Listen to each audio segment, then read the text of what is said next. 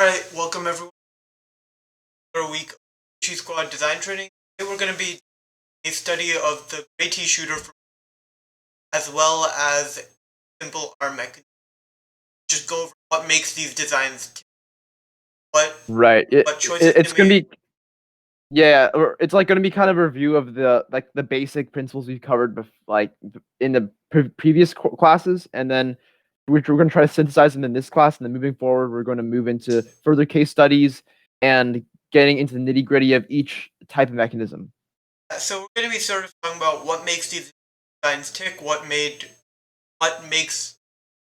sort of what design decisions did they make, why they made them, as well as just what actually can be replicated, what are some bad things that you shouldn't replicate, slash if there are there aren't any bad things, good things you actually we'll probably cover. Yeah. Right. Alright, so starting off with GreyT shooter. So just to recap, the 2020 game was shooting 7-inch foam dodgeballs in high goal, and this was a shooter designed to do just that. Max? Right. Yep. So the GreyT shooter, like from West Coast Products, its goal was to provide a affordable and accessible like a shooter design for low resource teams or just people that don't want to spend a lot of resources and time designing a whole new shooter. So as you can see here, this is a really good example of parallel plate design. As well, it's probably one of the simplest examples, as it's just two parallel plates with standoffs um, connecting them. And you can see here these standoffs, right? They're actually each standoff is made up of three components. Two of those are like McMaster, or they're all McMaster standoffs, but two of them are McMaster Actually, round these spacers standoffs. on the ends are so these spacers that space the standoff out from the plates are actually from West Coast products. So Oh, right. McMaster Sorry. Yeah, sells yeah. a similar product. Right. So then, okay. And then the middle one is a McMaster standoff. I think the biggest hex standoff. Um, but it's tapped, and so that's how they secure the two plates together to make this sort of this GreyT shooter. And if you notice, like these are all the standoffs are all made of COTS parts, commercial off the shelf, and so that makes it extremely that makes the machine times and the amount of machining you have to actually do a lot less than if you were to have custom parts. So that's kind of like the whole point of this design. Yeah, so as you can Um, see, so how this works is you've got this screw that that goes through this spacer into this standoff, and the reason for this is because McMaster only sells standoffs in this size that are 6 inches long. I believe 6. Let me check. Might be 6.5. Oh yeah, roughly 6 inches. And so because these plates are spaced 7.5 inches apart to or 7.25. Fit the I don't remember. Actually, let me check. Yeah, 7.5 inches apart to fit the ball in there, as well as have some room on either side.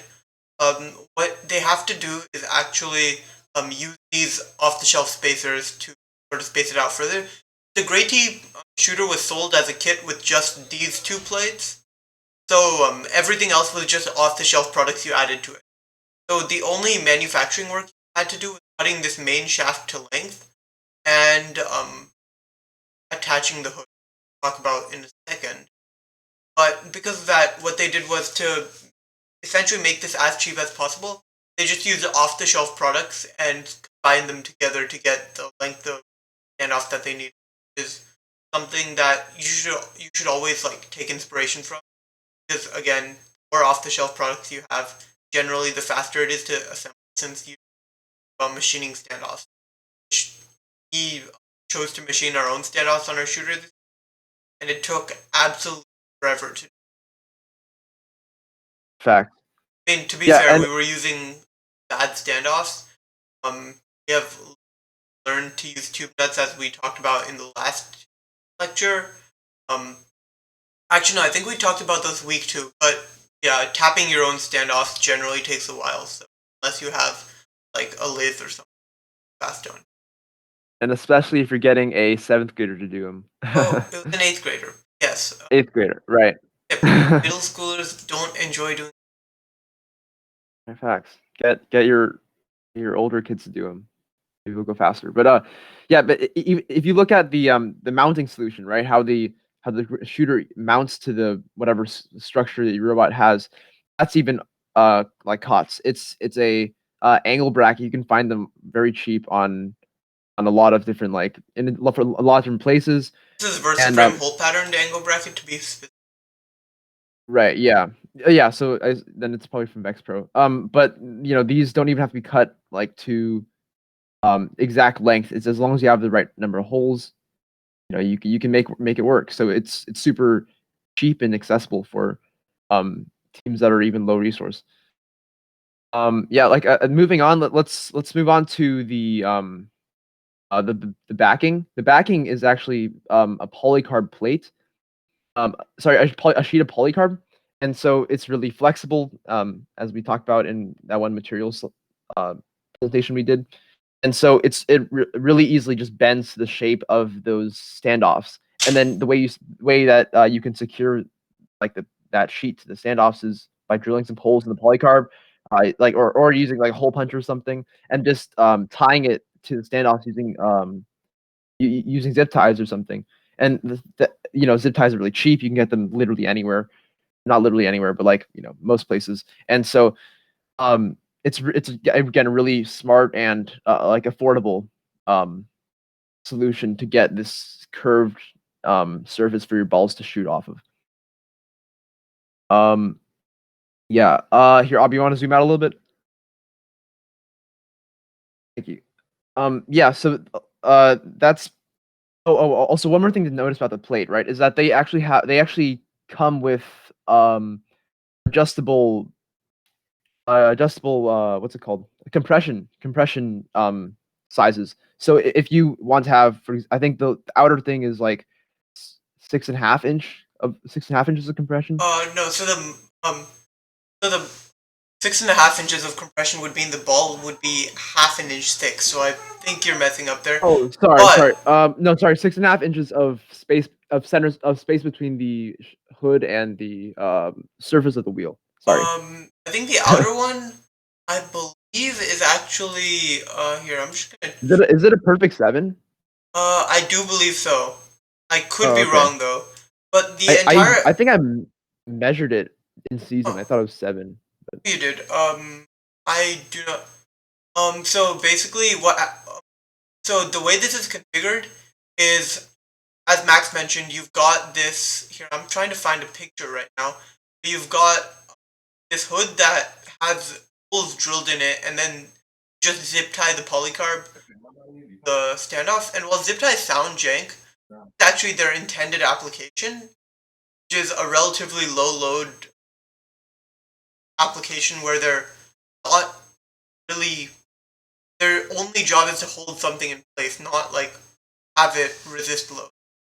But here, I'm gonna see if I can find this.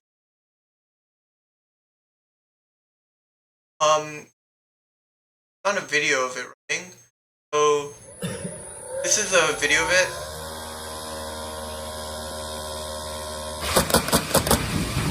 So but as you can see, if you in, I may or may not be capable. You can see down here there are zip ties attaching the hood polycarb to the standoffs, and that's how it's designed to be run. So yeah, for something like this where your hood's only single position, really don't need to worry too much about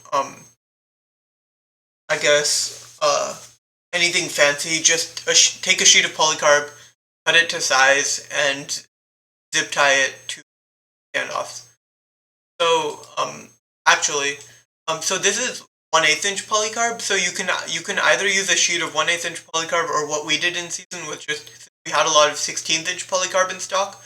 Just took 2 sheets of 16th inch polycarb, stacked them them up against each other, match drilled the holes, and then just attach that combined assembly to our standoff. So either works.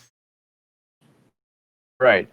Yeah. And that provided a really it's really consistent and like affordable shooter solution. So I think that's like the um that was the goal they intended, and it's what they achieved. At least in terms of their superstructure, in terms of their structure and their standoff mounting.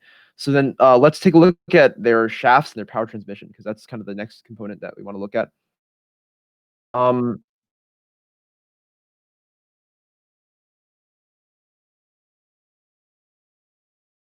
Angle. yeah, perfect. Thanks, Avi. Yeah, if you see here, they're using a Falcon 550s. Um, Falcon 500. so oh, sorry, my bad. Sorry about that. Yeah, but the Falcons, right? They have their drive shaft is a spline, which is one of the types of power transmission like shaft that we talked about in our power transmission lesson. If you don't recall, it's just um a shaft with a sort of spurred profile, and then there's a corresponding tooth profile on the what's it called, the pulley. Yeah. Yeah, so as you Oh, can see, the pulley and the Falcon, while these aren't exactly aligned in the CAD, this sort of tooth fits into this groove, which allows the power to actually be transmitted from the Falcon shaft to the pulley. Then uh, I have this bad habit of not using isolate mode. I should use isolate. You'll see everything. Yeah. nice. Yes. So yeah, in this case, they used a Falcon 500 and pulleys for the power transmission. Um, yeah, I think this is 1 to 3, Avi. 1 to 2, I think.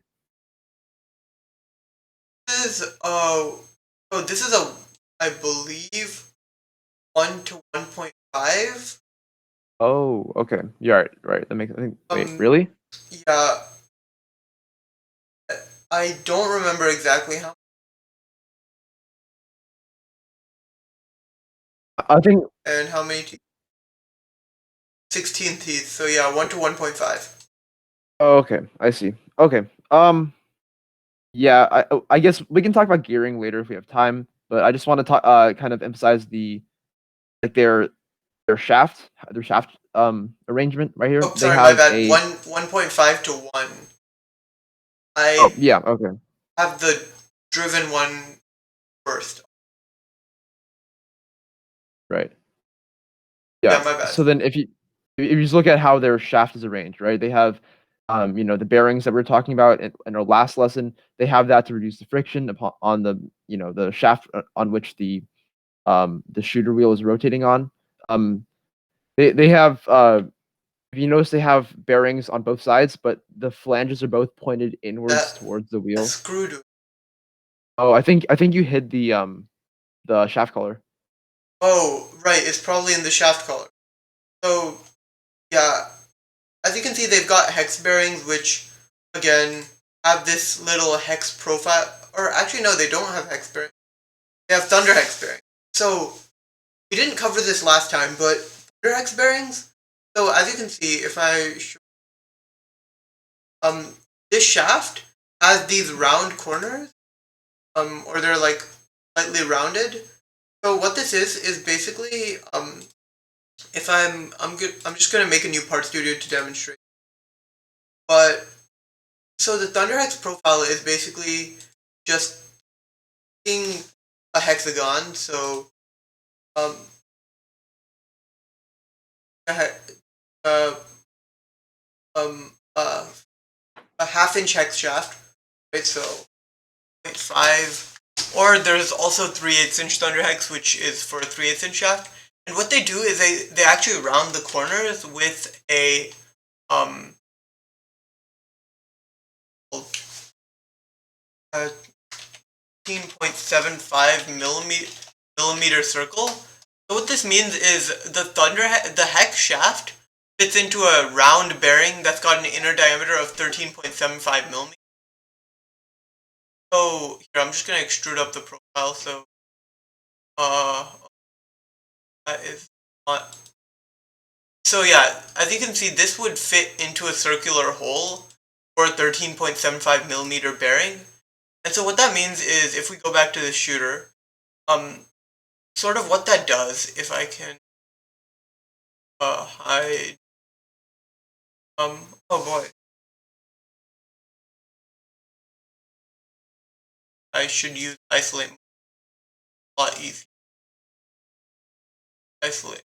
As you can see, what this does is this round surface, this round like surface on the corners rubs up against the round inside, which means you don't have to worry about orientation, because with the conventional hex bearing, which has this hexagon profile on the inside, you actually have to line the shaft up with the bearing.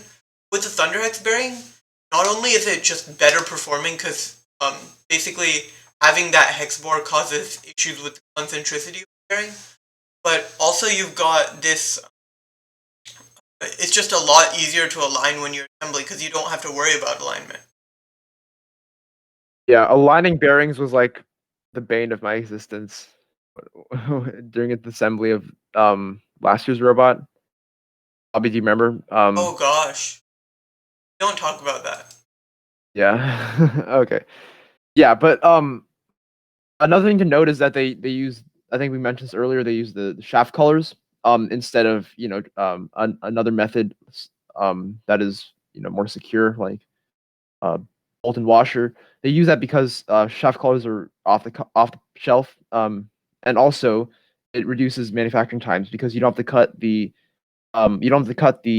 shaft to exact length. You can just cut it in the general size a little bit more, so then you can attach a shaft collar and not worry about having to secure it using a method that presses directly up against um, the bearings or the surface or Yeah, the yeah.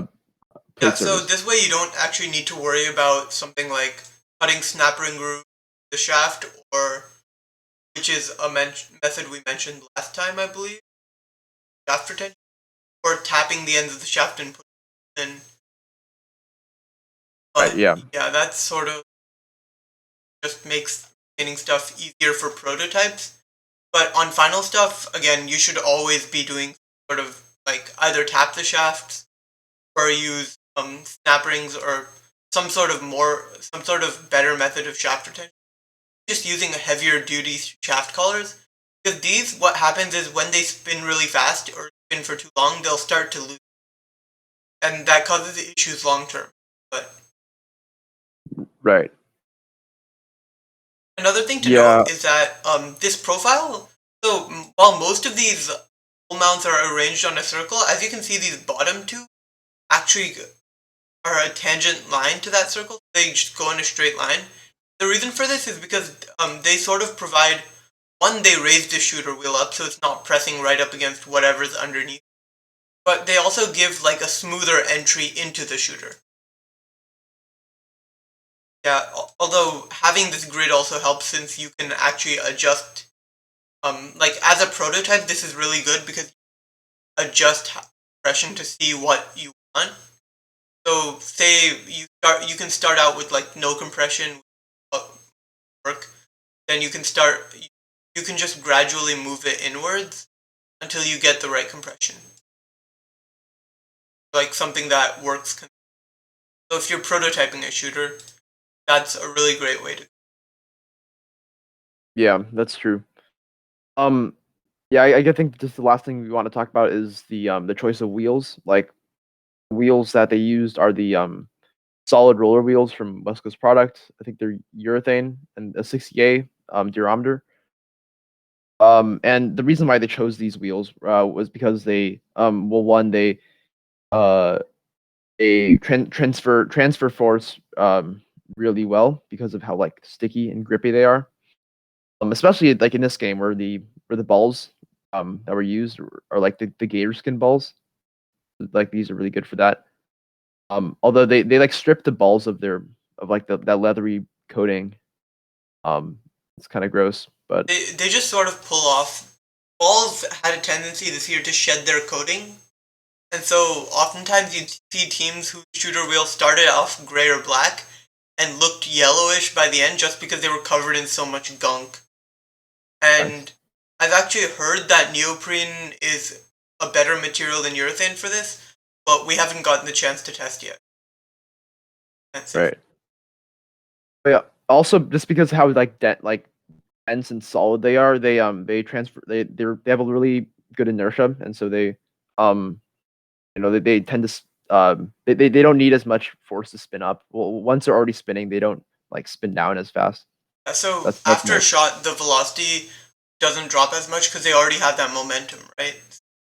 There's less energy needed to bring it back up. Yeah, well, So that's also why you might see like other teams put like flywheels on their flywheel, like you technically a like flywheel. A flywheel is yeah. I just mean, it's colloquially called like a flywheel shooter, right? yeah. Flywheel style shooter. For record, what a flywheel actually is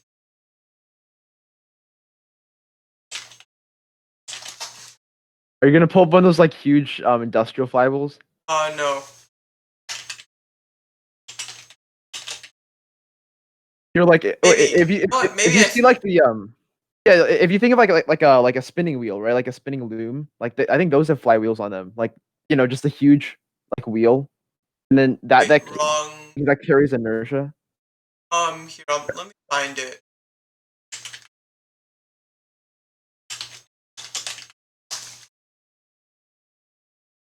I think I found it.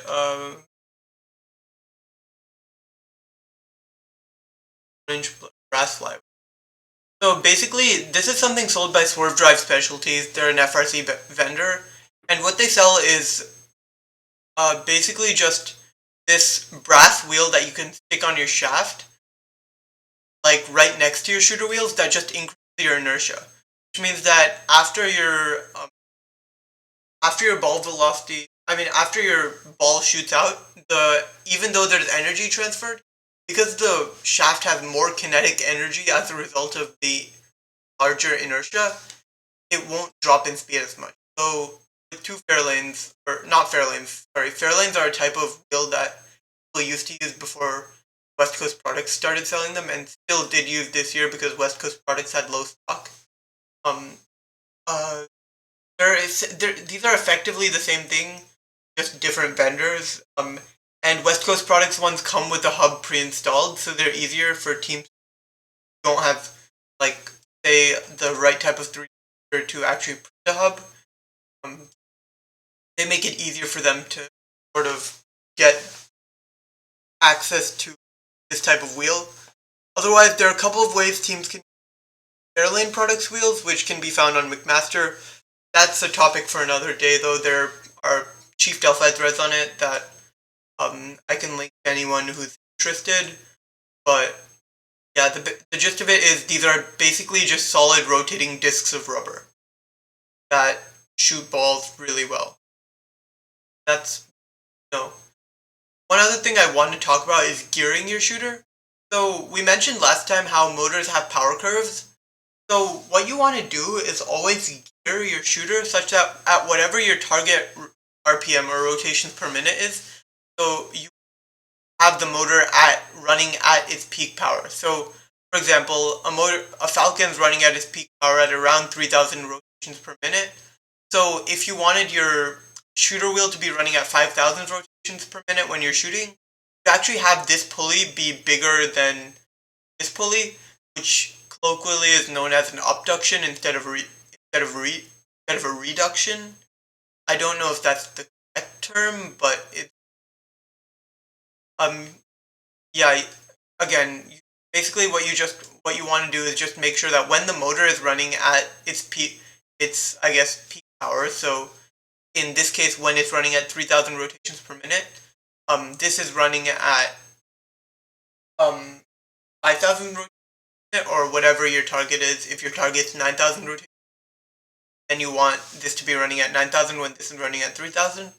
But what that allows you to do is basically um when your ball velocity drops, I mean, sure, you're gonna be running it at a lower voltage than max voltage when you're first shooting, but what that means is your ball velocity drops.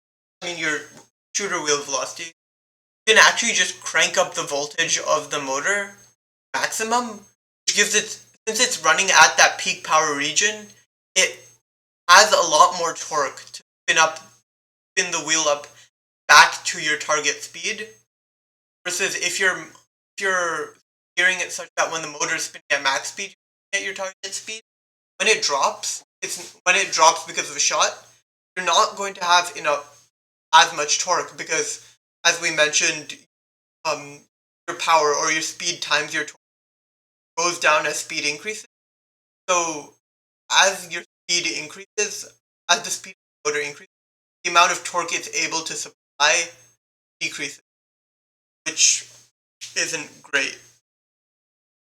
Yeah,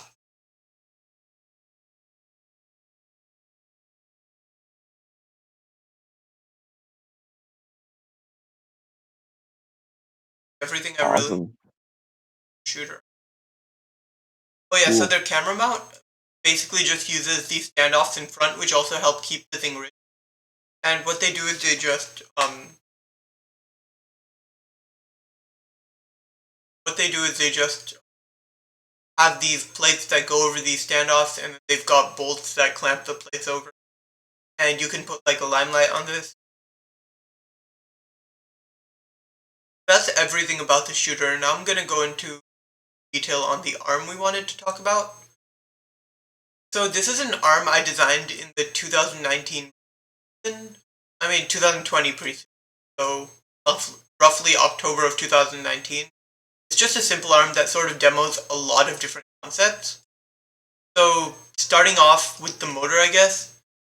It's this motor has a planetary gearbox, which is a really great way to get a reduction in a compact space.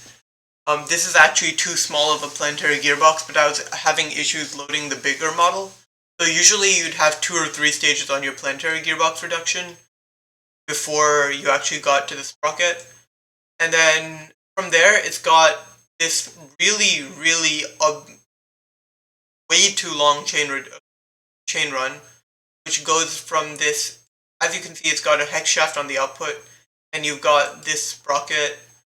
And again, this CAD isn't very detailed, so usually I'd have something on the end, painting it probably a spacer and then something threaded into the end of the shaft to it space. But so you'd have like a spacer, then a screw and a washer screwed into the end of the shaft. But anyways, we've got this 25 chain run, which is again and um, lightweight, and it doesn't really have that many issues, but it's also not as strong as 35 chain, which we use on the final stage. But um, so the reason we use two runs of chain, and this isn't something you should always be doing, but it's a trick to sort of keep in mind, is that when you've got 2 runs of chain, you can have it does increase the backlash, so the amount of play or wiggle room in each stage sort of adds up. But the good thing about that is that you can have your encoder or your sensor that measures position on this shaft. Your control loop, which is what programmers use to actually make an arm go to a desired point, is still relatively accurate to the arm. But what this does is it essentially allows most of the loads to be absorbed by this big run of chain. And because there's some backlash here, this chain run doesn't actually transfer all of those like shock loads or the really insane. When you stop something, you need a really high amount of force to stop it already moving. And if you're, yeah, since force is mass times acceleration, if you're stopping really quickly, you've got near infinite acceleration, causes which causes like higher load chain, even if for a brief point. And so what that means is, um, by having this additional stage here, you protect that your gearbox doesn't have any of the shock loads on it, which means you're less likely to break the box. Note that this is by no means necessary. It's just oftentimes helpful, sort of increasing the lifetime of your robot and preventing catastrophic. I picked this trick up from FRC Team 30. They're now tired, but they were active. They were amazing. Yeah. So from there, you've got these two runs of 35 chain running to this arm. By the way, everything's supposed to be tensioned with inline tensioners. There's no good way to model them, but yeah, everything's got inline tensioners, little sort of clampy things that go on two closed ends of chain and sort of connect them together, and you can tighten them. Find a picture and watch the light. Just for it.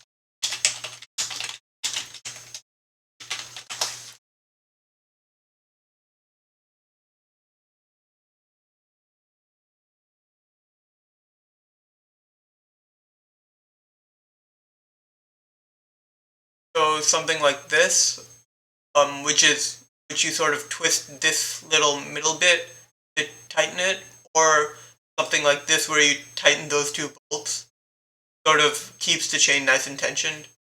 But so with this, what we're doing is we're actually um, using two runs of chain bolts because it distributes the load sort of across the chain, but it does something else, which is it basically without getting too really technical, these sprockets are all indexed the same. So what that means is that with reference to these six holes, these teeth will always be in the same position, like relative to to those holes.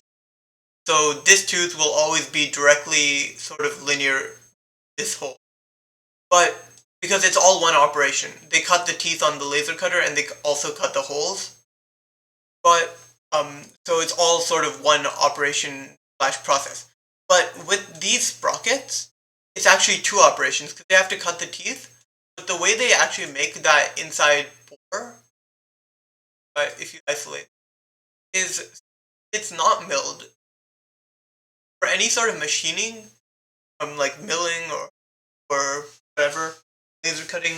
Actually, you can't laser cut material thick, but for these sort of sprockets, what you do is instead of using some sort of conventional machining, they use a broach, which is just a tool that sort of uses sharp edges to push the material out, which lets you get sharp inside corners. What that means is that these sprockets, these outside teeth, are a separate operation. Like these are machined using like a CNC mill. Then this is made with broach. And so what that means is that since it's not one operation, these teeth aren't always in the same spot relative to this hex port. Like this tooth could be in line with this, in line with the middle. But what that means is that since they're always going to be at slightly different, that does is it absorbs sort of any play in the chain. Because even if one's not fully, like say this is pressed up right against this chain, even if this other one is like not exactly pressed up, or if there's a bit of play in this side's slightly ahead of it, so there's going to be less play in that side. So, and vice versa. What that means is that no matter what, you're always much less likely that there's backlash in this spot deconditioning, because even though there's a bit of wiggle room within this sort of area between, because those two sprockets are at different places in that area, pretty much guaranteed to have one in contact at any time, which means you've got less inaccuracy between what's over here and what's over here. There's less wiggle room for the arm to move.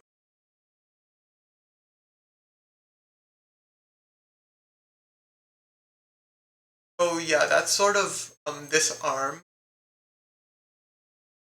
And then the final thing I sort of want to talk about is we've got the planetary gearbox, then these two reductions, then finally we get to this shaft. So as you can see, this is a dead axle. this was designed a long time ago when I used a solid steel axle and just sort of assumed I'd have shaft collars on there. But what I do now is actually use round tubing, like 7/8 inch in outer diameter, then have it attached using tube nuts to this outside plate, sort of like a giant standoff. And what that would do would be it would be a lot more rigid than this thing, because then the axle would also act as a standoff. But at the moment, yeah, it's just sort of that there are massive shaft collars in there. And since that's how we did our arm in our gear. Not a great way to do things, but if you're sort of got no other options, not awful. So as you can see, I haven't modeled bolts, but there are bolts that go through here that attach the sprocket to the tube. And the most important thing on any arm, like this is a dead axle arm, but even if you've got, well, you shouldn't have a heavy arm that's live axle.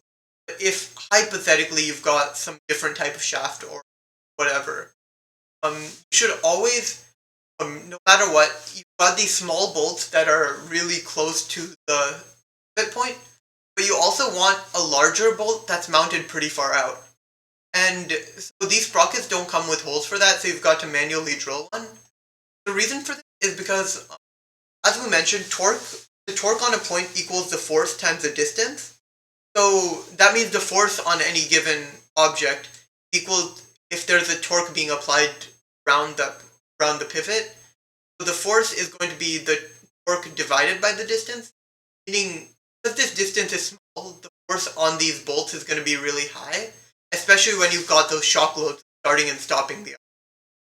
And vice versa, when you've got this bolt far out, you're going to experience proportionally less load than these bolts. So to make this a lot more robust, what you do is you use these to sort of align the sprocket. Then you match drill a hole, and what match drilling is just once two things are aligned, just drilling through both.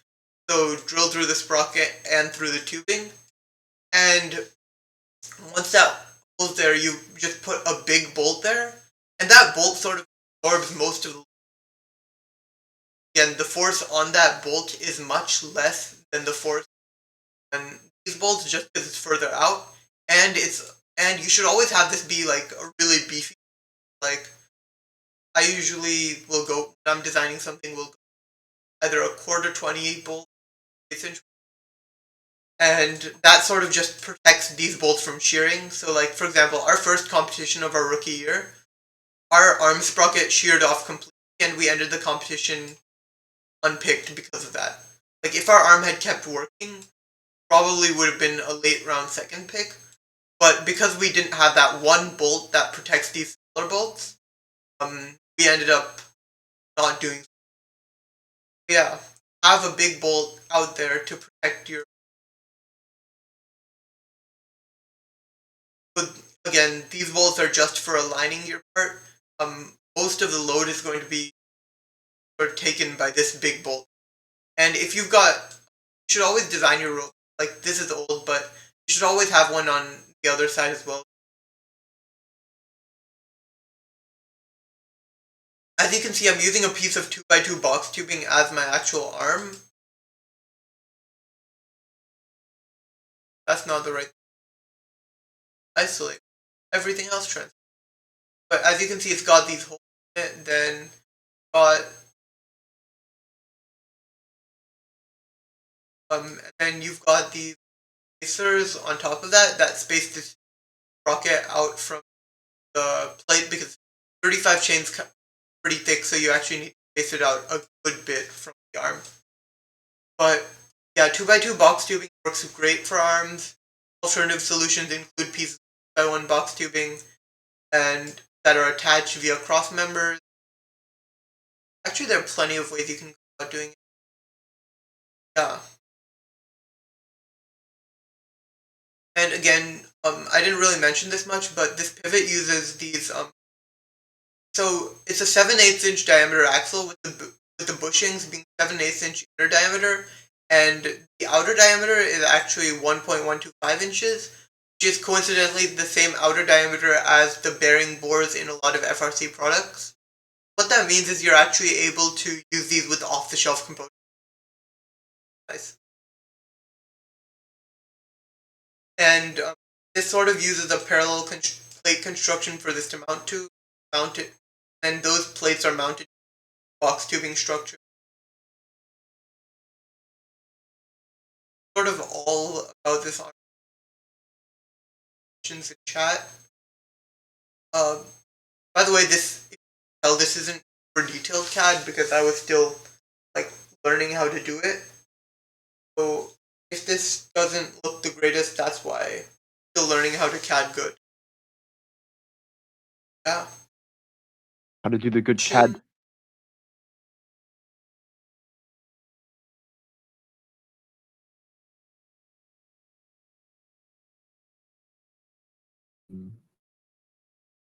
Alright, well, if anyone has any questions, feel free to shoot Max or I a DM card.